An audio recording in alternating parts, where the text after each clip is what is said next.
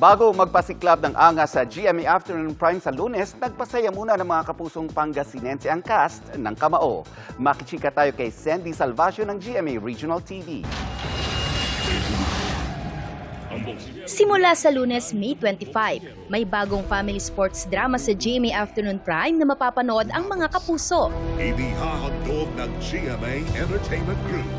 Dito masusukat ang tapang at tatag ng puso para ipaglaban ang pamilya, pag-ibig at dangal.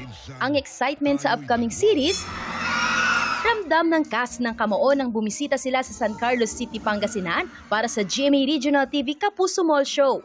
Pinangunahan ni Makmak, Anton Vinson ang pagpapakilig sa mga Pangasinense. Very loud sila, very excited sila na makita kami ng mga Kamao. At pumupunta pa, dumayo pa yung mga fans namin, mga Lelton, Carton, Criston, iba pang mga ships.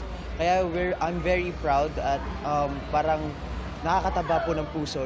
Kasama niya ang co-stars na sina Bruce Rowland, Chanti Videla, Therese Malavar,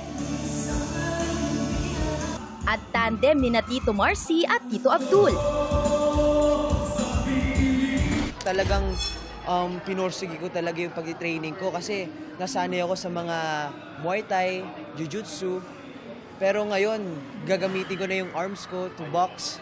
Very hands-on po talaga si Papa. Willing siya talagang turuan ako, i-guide ako sa bawat scene ko. Kaya ayun po, nakaka-relate rin po ako sa character ni Makmak.